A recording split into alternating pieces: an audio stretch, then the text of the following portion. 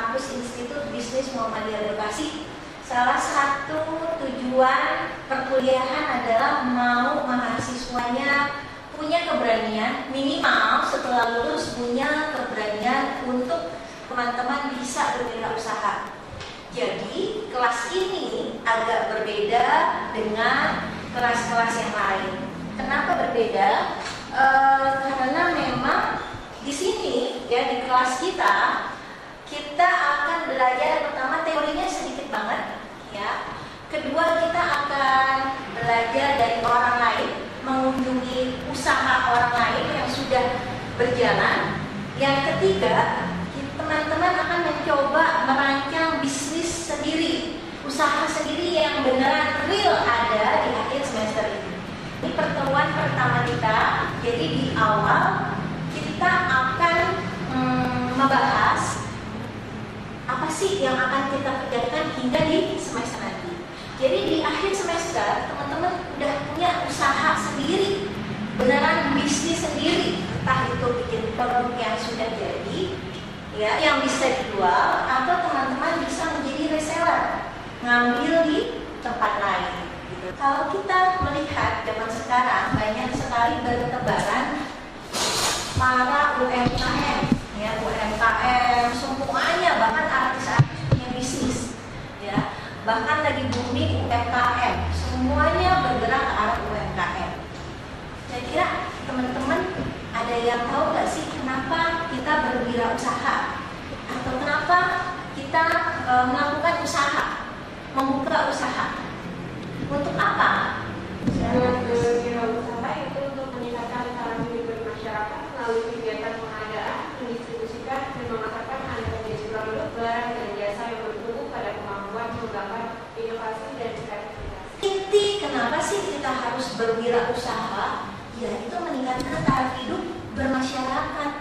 Jadi selain meningkatkan taraf hidup masyarakat, kita harusnya meningkatkan taraf hidup kita dulu. Jadi yang namanya wirausaha adalah kita membuat, mengadakan, mendistribusikan, memasarkan barang dan jasa. Visinya apa? Ya kita harus menghasilkan produk, harus ada karya ciptanya, gitu ya. Sekarang pertanyaannya, gimana kalau reseller? Reseller bisa disebut wirausaha juga? Ya, iya, disebut wirausaha meskipun skupnya berbeda. Jadi reseller, wirausaha dengan menjual. Nah, makanya beda antara reseller yang membeli produknya MS Glow untuk dijual kembali ke orang-orang, itu disebut reseller, ya. Jadi kita jangan bergerak langsung ke arah produsen, tapi untuk latihan sebagai reseller dulu boleh. Jadi di tugas akhir semester ini teman-teman boleh memilih usahanya sebagai reseller. Reseller apapun produk atau jasa yang teman-teman senang. Bagaimana cara kita bisa yakin usaha kita akan sukses? Bagaimana cara kita yakin agar usaha kita sukses? Kira-kira ada yang bisa bantu jawab nggak, Mas Taufik? Ada pandangan kali? Pertama, kita memiliki niat yang benar teguh dalam menjalankan usaha tersebut. Yang kedua, terus berinovasi. Inovasi dalam usahanya, jadi tidak hanya satu produk saja yang diteruskan dalam menjalankan, tapi ada produk-produk lainnya atau modifikasi dari produk tersebut menjadi menarik di mata konsumen. Jadi usaha kita akan bergerak terus dan akan dapat bersaing di dunia usaha. Very good. Harus memang ada niat dari kita sendiri.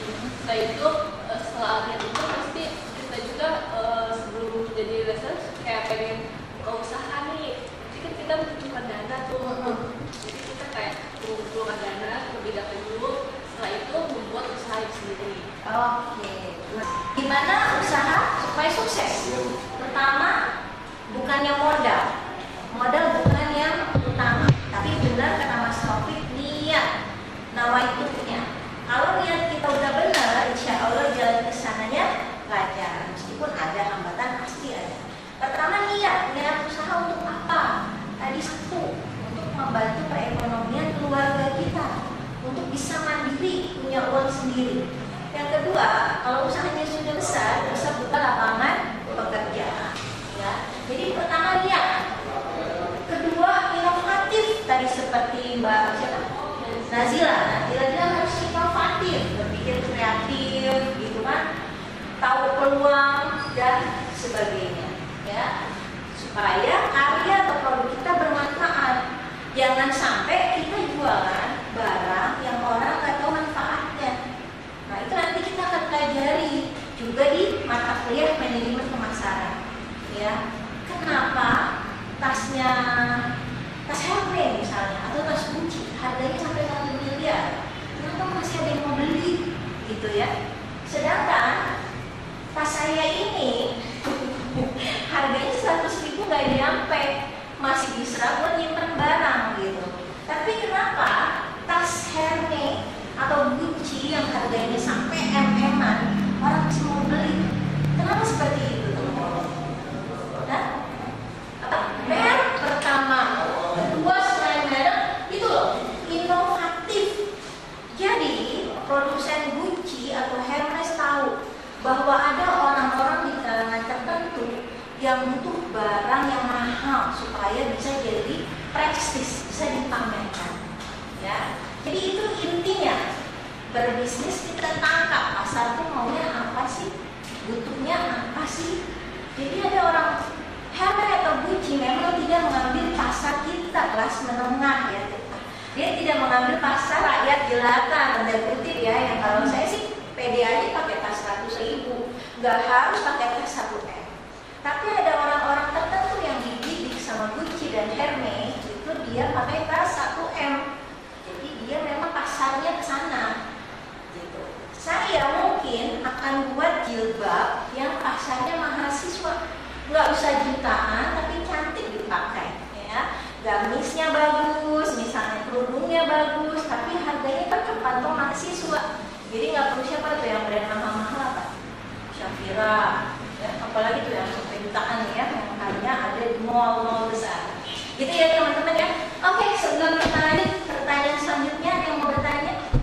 Ya, silahkan. Balik-balik, gimana aja? Mukanya sama semua nih kalau ada masker. Oke, gimana kan? Apa tanda kalau saya bisa sukses sebagai pengusaha?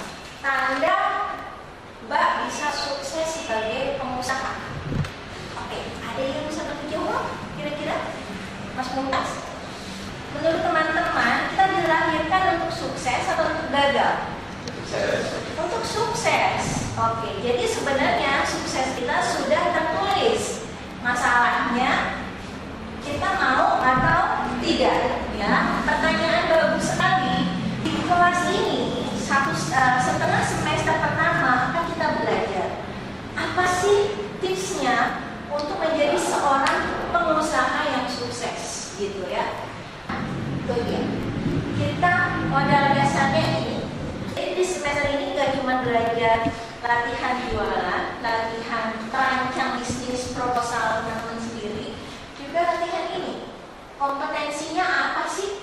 Karakternya apa? Jangan sampai kalau buka stand sekali aja nggak ada yang beli, itu bukan mental pengusaha. Jadi mental pengusaha itu harus punya semangat dulu, gitu ya teman-teman, ya. Oke, very good, good questions. Terima kasih. Next, ada yang bertanya lagi? Ya, apa? Artis yang anu banyak banget yang jadi pengusaha. Nagita, Raffi jadi Sultan Andara, ya teman-teman, ya. Nah, begitu apa tuh mereka bisnisnya? Bisnisnya dari hulu ke hilir, ya kan, entertainment, punya bola, baju, ya. Bisnis awal mereka adalah jeans, ya. Raffi Ahmad jeans kalau nggak salah, sampai sekarang masih ada. Jadi baju-baju santai gitu, kaos jeans itu pertama. Terus kedua, siapa lagi yang berbisnis? Artis yang berbisnis siapa lagi sih? Siapa Pak? Ruben Onsu dengan bensunya. Terus ada lagi rata-rata artis berbisnis. Luna Maya, ya, dengan lipstiknya, kosmetiknya, ya. Terus Ivan Gunawan dengan manja, ya. Apa sih kerudung dia juga punya pakai gitu. Pertanyaannya, kenapa artis berbisnis? Karena zaman now mereka tahu popularitas mereka tidak bisa abadi. Jadi mereka harus menyiapkan nih Kalau udah pensiun, udah nggak laku lagi di TV, mereka harus punya usaha. Makanya mereka bangun dari sekarang. Tapi gimana? Kenapa namanya bangunnya lipstick? Kenapa dia nggak bikin kafe? Kenapa Ivan Gunawan punya butik? Kenapa dia bisnisnya misalnya membuka laundry misalnya? Ya. Jadi para artis itu pun bahkan Prilly ya, Prilly Latuconsina itu juga punya brand. Namanya Ili itu lipstick. Nah, terus siapa lagi yang punya brand artis? Giselle, apa namanya? Dia punya produk apa skincare Madam G. Oh iya, Madam G. Giselle aja juga punya produk Madam G, betul banget. Lalu ada Zaskia Meka juga punya brand, ya, brand baju hijab sendiri. Jadi kenapa mereka berani? Karena mereka melihat apa sih kesukaan mereka, lalu mereka dalami, mereka pelajari. Bahkan yang namanya Prilly Latuconsina, dia bersedia belajar 1 tahun, bersedia ke Jepang khusus untuk belajar formula lipstick. Jadi mereka juga nggak asal-asalan. Ya. Kalau Ivan Gunawan memang backgroundnya seorang desainer ya, dia pernah kuliah di mana? Bukan kuliah, khusus di Perancis atau di Amerika saya lupa. Tapi dia memang mendalami. Jadi kita, setiap orang punya potensi. Setiap kita dilahirkan punya potensi. Nanti di pertemuan ketiga kita akan belajar. Kita akan belajar menganalisis SWOT. Apa sih kekuatan kita? Apa area yang perlu kita kembangkan? Apa kira-kira tantangannya? Apa kira-kira ancaman bagi diri kita dan bisnis kita? Di pertemuan ketiga nanti kita akan belajar caranya menganalisis diri kita. Dan itu pasti sudah dilakukan sama semua artis-artis. Ya. Tapi yang kita lihat dari sini adalah semua orang bisa berbisnis. Semua orang bisa punya usaha asal dia tahu kekuatan dia, asal dia tahu hobinya dia. Gitu ya teman-teman ya. Oke, saya akan bagikan habis ini tugas kelompok, dikerjakan kelompok, lalu nanti dipresentasikan di depan kelas ya setelah saya beri waktu untuk kerja kelompok.